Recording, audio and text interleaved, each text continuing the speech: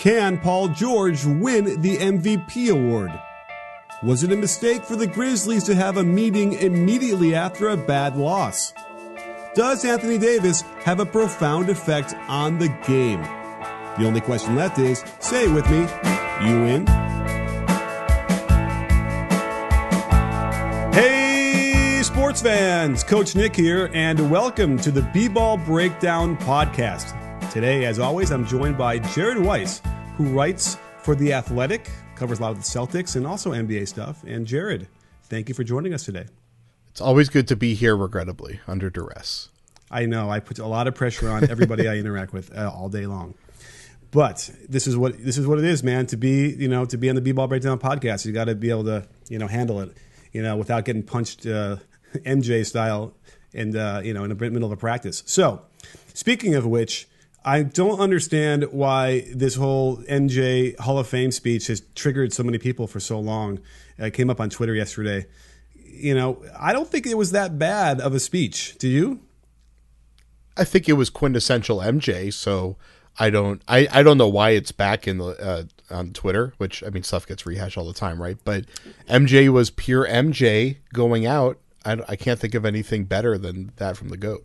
Well, he called out Stan Van Gundy. If I were, Jeff, in a way that, I would have been honored to be like, okay, he was that coach that really, was important enough against him to lead him to remember that and mention him in a speech. And I don't know, it was weird. I grew up in Chicago. I grew up going to all the games, and so I have some fandom here, but I also have the distinct ability to separate that from analysis, and I just never understood it. It did come up again because something about LeBron saying he was the greatest of all time, and then someone said that Michael Jordan never really wanted to assume that mantle. He was always very reverent of the Oscar and Jerry and the guys he hadn't played against and Wilt.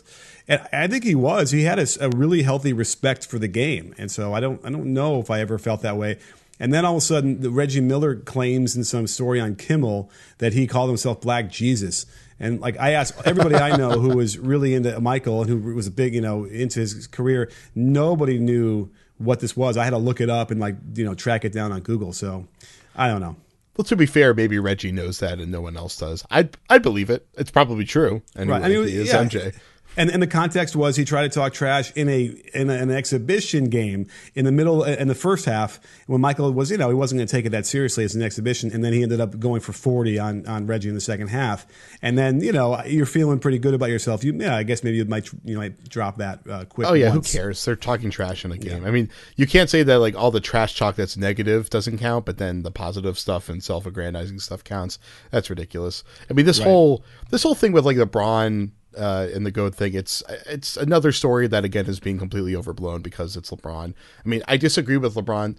Basically what LeBron was saying there is that I pulled off the greatest achievement in NBA history, which I think makes me the greatest player ever. I think that the general consensus is that your ranking and your whatever, I guess your ranking, right? Because that's ranking number one. The ranking is going to be based off of your entire body of work, which you have to come up with some sort of subjective balance between your highest achievement and then your overall body of work and maybe the core part of your career. And then how long can you really extend it? Can you also be a major contributor at the end of your career and in the beginning of your career, which to MJ's credit, I mean, he won 6 straight titles and then he walked away. He probably would have won 8 straight titles if he hadn't gone to play baseball, quote unquote. So, well, he did literally. But, I don't disagree with LeBron's reasoning from his perspective. I don't know if I would consider it to be the best accomplishment ever, but probably if you look at the narrative at the time, which I think was probably still accurate, that Warriors team was the best team ever. I mean, they won the most games. Everybody was calling them the best team ever. So yeah, I guess it's true. He took down what should have been, he pulled off what should have been impossible. And it's all thanks to his nuts. So yeah, maybe he deserves to have the great crowning achievement of all time, but he still has a while to go if he really wants to be considered the greatest ever. He needs to continue what he's been doing the last few years over the next 4 or 5 years and actually get more rings. I don't think he necessarily has to get 6 rings, but I think he probably needs to get at least another one, maybe two more for me to put him on the same field as MJ, even if I maybe think if I wanted to lead a team, I would pick LeBron over MJ, which I'm still not certain on, but I feel like I'm leaning LeBron. Interesting. Yeah, and all good points. I just feel like LeBron, and you have to split hairs so finely in this argument because they are both, one is 1, the other one's 1A. But, they just felt like there were enough times in different finals where LeBron has disappeared, where like MJ never really did that in finals. And so I kind of look to that as a thing. But other than that, it's like, yeah, of course, in a vacuum, LeBron is a better specimen as a basketball player in that respect. But what the intangibles that Michael brought, I think I still keep him ahead. But I've slowly stopped arguing vociferously this argument about it. But what we need to talk about right now, I think, is in a transition is the MVP race is heating up a little bit as we get close to the middle of the season, and I think that the dark horse guy, I'm working on a video right now, is Paul George. And I feel like, speaking of like this sort of dynamic between LeBron and Michael, I feel like there's a similar fan dynamic between sort of what Russ does and what like the perceived Russ fan might even say he's allowing Paul George to do. Yeah. But great point, really. You know what I mean? But Paul George, he's had such a significant jump in his numbers this year, and really impressive all the way across the board, that this guy's got to be in the top. Right now, I would say he's got to be in the top 3 discussion for MVP. Yeah. Okay. I think I'm on board with that. 3's an arbitrary limiter. I would probably create a tier that would be about 5 guys right now, and he would be on it. Giannis, LeBron, I think still has enough games. Probably Curry, and then Kawhi's now getting onto that tier. Anthony Davis, we'll get into that a little bit later. I think he's not on that tier right now just because of the team's success, or lack of success rather, which is not really his fault necessarily. And then who am I forgetting? James Harden. Embiid? Oh yeah, that guy. Well, and then, Embiid? And Embiid. I think Embiid is starting to climb onto that tier with the way that he's been playing lately. So yeah, so you got, was that 6 guys there on that tier? And right now, I don't think there's much to separate them. In that, I think Giannis maybe. You combine the numbers with the team record, and he's the one that probably separates the most. But MVP for me should be mostly a feel thing rather than a number thing, just because there's so much context there. Yeah. But a couple years ago when it was like LeBron, Harden, Westbrook, and Kawhi all up there, I think it was much easier to compare the numbers, and Russ ended up winning, which I disagreed with at the time. I thought it should have been Harden or Kawhi, and I think everybody kind of realized that pretty soon after when they saw just how meaningless the triple-double average is, because Russ is still averaging a triple-double this year. I believe he still is as of recording. And Paul George is clearly the MVP of that team. And George has been really efficient. His defense seems to have stepped up to another level. He was already an all-defensive player, and right now he could end up winning Defensive Player of the Year, I think, if he called it right now. And he's starting to score 30-plus points pretty consistently. He's passing the ball very well. He's a very willing and aware passer, and he's getting like 8 to 10 rebounds a game too. So just the counting stats have become pretty remarkable. But the way that he carries a team, the way that he plays off of Russ, and as you were saying, I mean, it is kind of a legitimate thing to say, is that Russ is not so much letting him play off of him, but that Russ is really embracing the partnership that they have. And it seems like, George is reaching the level that KD was at when KD was really playing at his best, and OKC almost won the title a couple times. Right. I agree. I mean, they're finding something here, and the defense is stifling, and their offense can be overwhelming at times. And you look at his game; he's always had a very varied game where he would score in a variety of ways. It was always off screens, and he would ISO, and then he would pick and roll, and he would spot up, and all very well balanced. And so, one thing I found really interesting this year was that traditionally, when he would come off screens, and he would do that a lot more than most of the top scorers in the league. Which is a typical action save for Kyle Korver, role player kind of guy. But he used to come off on the right side of the floor, going to his left to catch it. So his right hip and right elbow are already aligned to the basket. He was, most righties like to go to their left when they catch it and shoot it. It's a really strange reversal where all of his scores now on off screen, or almost all of them, are on either are out of baseline of bounce plays, and going both directions, right and left. And they've really seemed to have gone away from that action in their offense. And I'm really kind of fascinated by that because it seems like it would be a decision that they made before the year started to like not do that as much. And then, and the uptick, and I could see is only, when you look at synergy, is only in transition. Everything else seems kind of similar. So it's a really interesting, subtle shift in how he's scoring. And look, you can't argue the results. Yeah, well, I think he still gets a decent amount of baskets going right to left. Like there's still that play where I think it'll be like Russell coming down the left side, and then Steven Adams will set a drag screen for George to come around and catch and shoot at the top of the key. So he gets a lot of that, and he still loves to even go, kind of attack from the top left side and then do the crossover step back to shoot it from the top of the key. So he still likes to work going right to left, but I think what you're seeing there is kind of that late career, or maybe not late career, but like middle of the prime maturation process where a guy is able to break out of his kind of like usual go-to moves and really expand it and reach that level where I think that's kind of what really defines your prime as a great player, is that you go from beyond your signature moves and your usual stuff to being able to run that from either side of the floor and be able to shoot from either wing spot.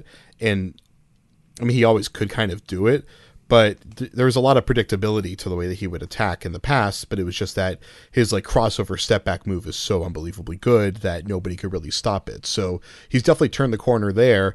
And, they like to work him out of the high post a lot now on the left side, which I don't remember him doing that much when he was in Indiana. I think it was mostly on the right block. And so a lot of the time he'll just like fly down court and try to get like early positioning on a seal on the post up, and Russ will just fling it out to him, and he's able to kind of go to work while the defense is getting back. And I feel like he's getting a lot of his points just from that, beyond the usual kind of just like sprinting and transition kind of stuff that they do with him and Russ attacking, full head of steam. Sure. I do see that a little bit. And, it's just interesting because of how well all this is working now, whatever they've unlocked. And, clearly Russ has always struggled, certainly with efficiency. And he's having another one of his typical, like, synergy hates Russell Westbrook. He is generally rated very poor in overall efficiency there. And he's, this year is particularly struggling. But you're right. He's still putting up the numbers, and they're winning. And they're winning about maybe a little bit more than people thought they were. So that's another thing. And I don't know if anyone's going to really want to play them in the playoffs because of that. And what's the status with Robertson? Is he coming back soon or no? He's out indefinitely still, I believe. Roberson, by the way. But yeah, no, it's Robertson. Is it Robertson? Okay. Well, I'm still going to call him Roberson anyway. He's been out for so long, we've forgotten that. Yeah, that I think he's still out indefinitely, but they were like hoping that he would come back in March. But I can't remember if that was before the setback or not. So either way, I think they should assume that he's not going to be back this year, which they don't need him, obviously, to have an elite defense. But there's nothing wrong with adding, one of the best defenders in the NBA. But also, don't forget, he was an offensive player that could do pretty much nothing except for sometimes hit the spot up corner shot. And I can't imagine his defense is going to be that great when he returns from this injury. So he might not be a very useful player for them even when he returns. Right. Fair enough. Well, we'll have to keep our eye on that, but I'm still delighted to see the progression of Paul George, and I really feel like he needs to be in the conversation. That said, it's Giannis's award to lose because no one would have predicted Milwaukee to be in first place in the East and be such a formidable foe so early with your Celtics not doing as well as everyone thought. Although that's coming back a little bit too, perhaps. Although they're still 5-5 in their last 10 games, but we're seeing a resurgence from Gordon Hayward. But nonetheless, it's Giannis probably is the front runner for that. I've already done that video though, so this is my next video I got to do. So we'll keep your eye on that, and we'll come right back after the break. If you've ever watched movies like Wolf of Wall Street and wondered what it would be like to invest your money, then you've got to try an investing app called Robinhood that lets you buy and sell stocks, ETFs, options, and cryptos, all commission free. I've been using Robinhood for a little while. It's really intuitive and easy to understand, with tons of good information to help you make decisions on what to invest in. In just 4 taps, you can make a trade without a charge, unlike other brokerages that could charge you $10 per trade. So you can keep all your profits. If you're not that familiar with the market, and trust me, I'm a novice, you can easily get started with Robinhood. And best of all, wait for it, Robinhood is giving away a free stock like Apple, Ford, or Sprint to help build your portfolio. Sign up at breakdown.robinhood.com so you can start. You'll get a free stock by signing up, so head on over to breakdown.robinhood.com. And we're back to talk about the Memphis Grizzlies, who had an interesting situation after the game last night where they played the Pistons and got beat. They had a big fight, it sounded like. Or they had an airing out of things in a meeting, and then it's escalated into some sort of physicality. So we had Garrett Temple versus Omri Caspi. What are your thoughts on this one, Jared? Omri Caspi seems to be at the center of attention when it comes to things not working out for a lot of teams lately. Him getting into a spat with Garrett Temple is pretty significant because Garrett Temple is probably one of the most popular guys in the league. He's the vice president of the Players Union Executive Committee. He's a guy that all these teams keep seeking out as that positive leader in the locker room. So that tells me that, one, Caspi definitely is not going to be winning this argument. Apparently, according to Shams Charania at The Athletic, is that Caspi was kind of upset that during this team meeting that there was a lot of criticism of the lack of enthusiasm from the bench, and he became pretty defensive over that, and Garrett Temple, among apparently others, were not very happy about that. I mean, the fact that the two of them fought makes me think that Temple probably told him, like, go F yourself, or like, you got to step it up, and Caspi, came at him, but I don't know, maybe Temple did come at him. But either way, this seems like a situation where they can just remove Caspi from the equation, and they can just do the classic, get rid of the player when he's causing fights in the locker room fix. And they can get rid of Caspi, and it's not going to really affect their bottom line too much. He hasn't made that big of a difference. Temple's starting, and he's averaging, 10 points a game. So he's playing pretty decently. So I wouldn't be surprised if they just let go of Caspi. I mean, you look at other fights in the locker room in recent memory. I mean, there was obviously Bobby Portis taking out Nikola Mirotic, and that played out pretty interestingly, where Mirotic was the one saying, I want to get out of here, and they traded him away. And of course, Mirotic has turned out to be a pretty phenomenal player since he left there, although I guess he's gotten cold. But I don't think Caspi is really a risk for them for coming back to bite them there. But Bickerstaff's got to get control of this locker room, because we saw last year the locker room had a major issue where Fizz and Gasol had a falling out, and Fizz lost that one. Bickerstaff doesn't want to lose this one. Bickerstaff is known as a player's coach. He's got to prove it here. This is his chance to kind of establish himself as a really effective player's coach and right the ship for a team that has been falling out of the playoffs, and they very much want to make the playoffs, because if they don't, I mean, their pick is top 8 protected this year, I think, and Boston actually has it. So unless they're going to fall off a cliff and become a terrible team, and then they have to trade Gasol at that point.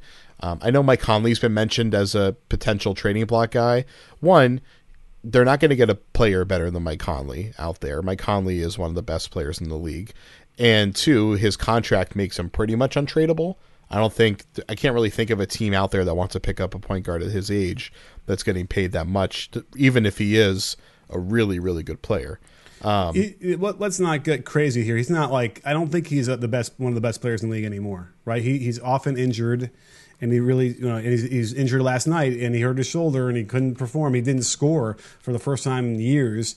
You know what I mean? So, I mean, listen, let's look at his numbers real quick. 19.9 points, 6.3 assists. He shoots 34% from the three on 6 attempts a game. So, he's good. He's a top, 10, 11, 12 point guard? Yeah, and I'm sorry, I meant one of the top point guards in the league, not players in the league. He's probably a top 30 player, maybe around that. Okay. But he's a guy that you can, I mean, they've shown that they can build a playoff team with him as their offensive choreographer along with Gasol. But they're such a unique team. I don't know how many other places that works out. Hey, maybe they want to trade him to Washington for John Wall. That would be an interesting one. Probably not at this point, unless they want to completely tank and they think that Wall's going to come back from surgery. Fine. That would be an interesting idea. I probably would do that if I were them, actually, just because of the age difference. But they, I mean, Bickerstaff's either got to nip this in the bud real quick, which Chris Wallace came out today and said that they were really upset that this got out and that they're going to handle internal discipline internally. So I'm sure that will get out as well. Who knows? Or maybe right. Someone's about to get fired. I don't know. But Well, I think the moral of this story, though, from a coaching perspective, and it would be, I don't think it's a great idea to have a team meeting like this immediately after an emotional loss. I feel like I had a rule on this, and I'm on a completely other level where I coach. But we had a rule where I wouldn't let a parent call me the night of a game. If you wanted to have a discussion with me about something, it had to be the next day. And that was for a reason. When the emotions are riding so high, and I feel like this is a very similar situation. Now, maybe it got out of hand where he couldn't control it, and they're like, well, here it goes. We're going to have it because they already are starting to have it. But to me, it's a pretty good example of what you don't want to do there, especially in that situation. And that's what, as it escalated, we found out. If some of the players start to perceive that Bickerstaff didn't, comport himself the way they wanted him to in the midst of this, argument, or whatever, that's an erosion of trust and erosion of his ability to coach unnecessarily. So he should be pretty damn concerned that this is going to become a bigger issue, which is why, maybe if they get rid of Caspi, that would probably be a good vote of confidence in Bickerstaff. Does that make sense? Yeah, and I think there should be. I think Bickerstaff's done a pretty good job this year. And I mean, a lot of teams go through a pretty bad slump, and then if they pull themselves out of it, I think it's even more credit to the strength of the coach. And like that team has been overachieving for the talent that they have. I mean, there's no question about that. Yeah, and it's been a really pleasant surprise all season long. We kind of were looking earlier at their schedule to try to figure out, well, was it an easy schedule that gave them a good record at the beginning? And no, they had some quality wins in there as well. So it wasn't like they were just feasting on Atlanta and the Phoenix. So there's some quality stuff there. And you're right, with guys like Gasol and Conley, you should be in a lot of those games and be very competitive no matter what. And I like Temple. I like, some of the team we like, Jaren Jackson Jr. He's going to be terrific too. They have good pieces. So it's just a question of, can they get those guys experienced enough, and can they get these gelled, and can they keep frickin' Conley on the court? I mean, I think that's going to be the biggest issue they're going to have the rest of the year. Yeah. And I mean, Bickerstaff is trying to downplay it. ESPN had I can't remember who reported it, but they had a source saying that it was a heat of the moment kind of thing, and that they were able to walk away from it. So, I mean, that's damage control, obviously, but it's like, at least they have an easy scapegoat for the situation. It doesn't necessarily fix all their problems, and there's a reason why they're having that team meeting, and I'm pretty sure it's beyond just Omri Caspi. But, don't forget that they had their botched trade that didn't go through, and I'm sure Marshawn Brooks is probably not a happy camper right now either. Right. Oh, I know. No one's a happy camper right now. Dylan Brooks is probably not so happy, and that whole thing. So yeah. So we'll just have to keep our eye on it. I hope they can get it together, because I like their team, and I like the grit and grind thing. I like, especially because it sort of flies in the face of what everyone thinks is the only way to win the NBA this year, or going forward. The very slow pace. They don't shoot a lot of threes. Yet they were grinding out and winning. So I would like to see somebody be able to defend that style as a way of still making it work, just for the sake of, there's not one way to do anything, and we'll see how that works. Do you think it still keeps a low ceiling on their, potential, even just going forward, building this team up, trying to acquire more offensive talent? Because right now, besides Jackson, who do they have that's going to be like that core guy that they build a future around? I can't really think of anyone. I mean, Dylan Brooks will be a good rotation player for a long time, but there's nobody else really that stands out. Right. Are you saying they're trying to lure a free agent who wants to come to play their style, and that no one's going to like to come there? I don't think that exists. I don't think there's a free agent to build around. Yeah. And I also think that Memphis itself, by the way, Memphis is a great place. It's a great city, but I think that that's already enough of a deterrent, I feel like, compared to other places that free agents want to go, that the way they play might not necessarily affect that. But no, I don't know. It's not necessarily clear. Now, in theory, if they're short on talent, then, we better shoot some more threes and get some variability going here and see if we can get hot. So there's an argument to that as well. But sometimes if you're taking threes just for the sake of taking threes, and I'm going to do a video on that too, it works against that. I did a thing where going up and down as quickly as you can, high pace does not equate to a high offensive rating or wins. So and I think Haberstroh did something last week or 2 weeks ago about that with threes as well. Increasing 3-point attempts does not necessarily mean you're going to win more games. So it's an interesting conundrum they have, and hopefully they can get it sorted out. by the way, if they could trade for Bradley Beal somehow, would you do it? If you were them, like I can't even find a package that would make sense because they don't have their pick. So right, I'm trying to think of what it could be, but Brooks and they would not do Jackson, so that's not going to happen. But that would be what the Wizards would want. I don't think that works. I would like to see Bradley Beal on another team. If that's what you're asking me, I'd love to see him get out of that situation, and just be a better player in a better situation for sure. Yeah, I don't want to take the podcast into a Wizards pod, but I mean, you know, Washington's going about it the wrong way. I think we've already touched on this. Beal and Oubre were their two best, long-term assets, and they got rid of Oubre for a short-term gain that has no long-term value pretty much in Ariza. No pick or anything. It was kind of insane. They would have been way better off if they got Dillon Brooks. I still can't believe they somehow didn't. I mean, I'd rather have Ariza than Marshawn Brooks, frankly, but I'm not sure. I mean, I just don't understand what's happening there. But no, all right. Well, I don't think Ernie Grenfell does either. Right. Well, and speaking of another guy in the hot seat, but let's move on to our last discussion piece, which is on AD, because I think I need some help here. Listen, he's a Hall of Fame player. His numbers are as good as anyone's across the board. But I just can't seem to help when I watch the Pelicans play, having that sense of emptiness. And for instance, he had a monster game last night, and they lose to the Nets. I know it was on the road, but it was to the Nets. The Nets had control for much of the game. And I'm just wondering if you could help me figure out exactly what the problem is here with why his game doesn't seem to affect the outcome as well as it should based on the numbers. Lack of perimeter playmaking around him, probably. I mean, Drew Holiday has been great this year and probably will be an all-star. Hopefully will be an all-star. And then it's kind of it for them. Everybody else on that team is an accent player who doesn't create their own shot. They're just a little bit low on shot creation. And Julius Randle, I guess to his credit, has been doing really well lately, but it's been kind of up and down for him. That obviously turned out to be a great signing, but I think the question about AD is kind of just a question about where does the big man fit at the top of the hierarchy in the NBA, and how do you win with a big man as the centerpiece of your offense? And AD's a guy that I don't think it's really talked about enough, in that AD kind of lives in the mid range a lot. I mean, a lot of his shots are fadeaways from the mid post, spot ups from 18 feet out. To credit Cat, Miles Turner, Joel Embiid to a degree, Jokic, obviously, like all those guys are playing from behind the 3-point line, and Davis doesn't really seem to be doing it. He's kind of turned into a glorified LaMarcus Aldridge, which is also basically Kevin Garnett, which is an elite player, top 5 maybe, or top 7 to 5 player in the league, but do you win? Can you get past the second round of the playoffs playing that way? And right. For him, it means he has to score 45 points a game basically for it to happen.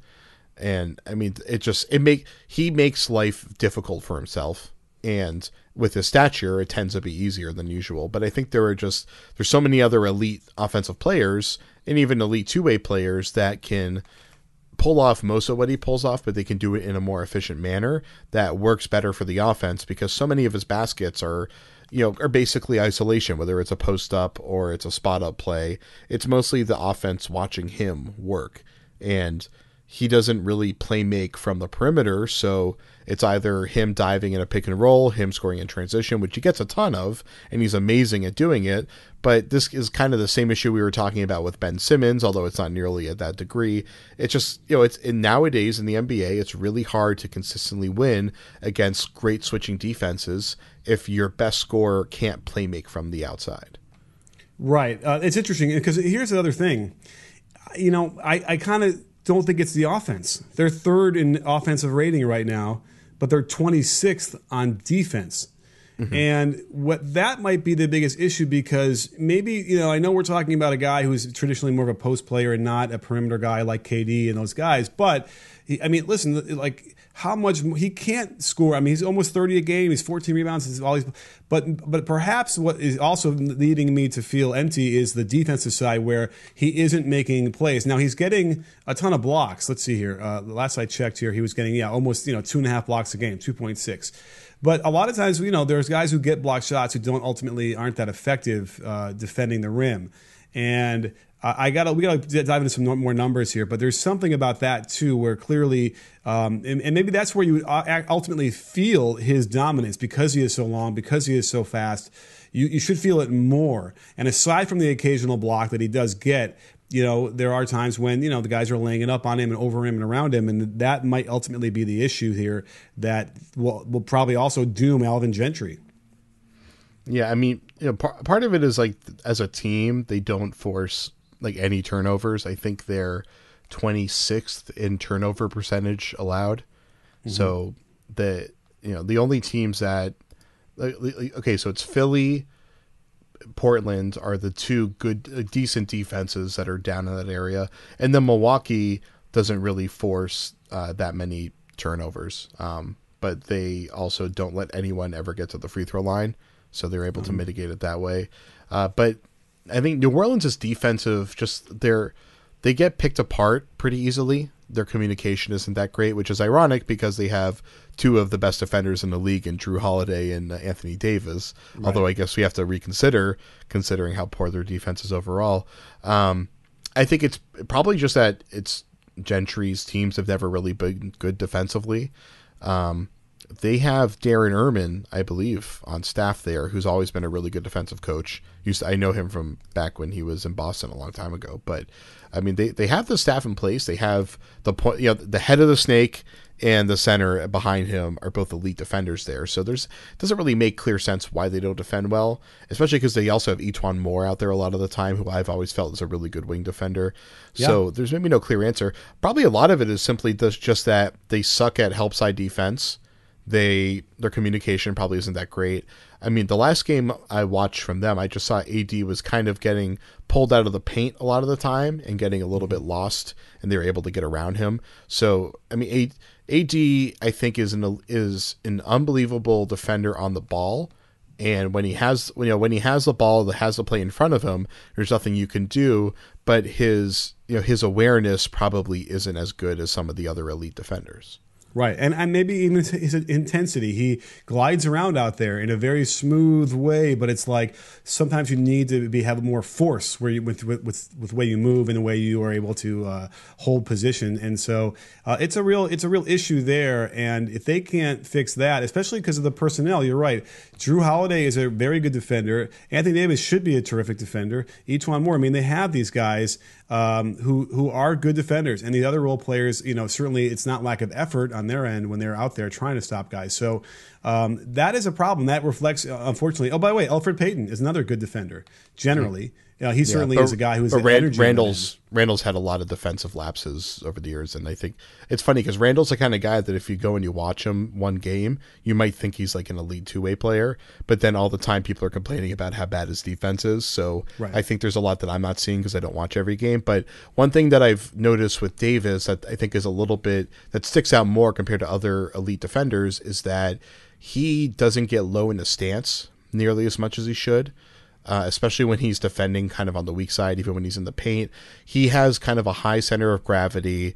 He's not low and wide very much. And I feel like that defensive technique is really it's kind of one of the lost arts in the modern NBA is that guys aren't really physically engaged and ready. They're kind of standing up lazily. They're not, and it makes their reaction speed slow. It makes them, it means that they can't turn, or not only can they not react to whatever their guy that's guarding them is doing as quickly, but also if you're kind of like, if you're standing maybe guarding the weak side corner, like let's say Anthony Davis is guarding, somewhere on the weak side where he's kind of pulled out of the paint. If he's kind of low and wide, he's got that 1 foot right there ready to turn. His ability to turn and counteract a drive coming from the strong side is way different than if he's just kind of standing next to his guy with a hand on him, standing up straight. I mean, especially at his length, he can either cover 2 feet of space or he can cover 7 feet of space, depending on just how ready and engaged he is. And I feel like he does it a lot less than some of the other best centers in the league. For sure. Well, great points all, and you covered a lot more than 7 feet of the NBA today in our discussion. So thank you so much for that, Jared. And we'll have to kind of see what's going to happen. But again, is it safe to say, as we wrap this up, that Gentry's on the hottest of hottest seats in the NBA right now? I don't think so, because I think Del Dem should be the one on the hot seat, not necessarily Gentry. I don't see what firing Gentry does for keeping Anthony Davis, unless they think they can literally turn into a contender by getting rid of him. And how often does a team turn into a contender by getting rid of their coach mid-season? Besides Ty Lue with Cleveland, it's pretty, and it's not like, you know, with Blatt in Cleveland, it was just a massive personality clash between him and really the rest of the team, but especially LeBron. There were so many issues there. While Gentry doesn't have any of that with AD, and AD seems to really love Gentry. So I don't see any way that really changes things for them. Fair enough. Well, we'll have to keep our eye on that one. And thank you so much for coming on the show tonight, Jared. And thank you all out there for listening to the podcast today. And don't forget, sports fans, at B-Ball Breakdown, we're not a channel, we're a conversation. You win. You win, Jared. I'm out.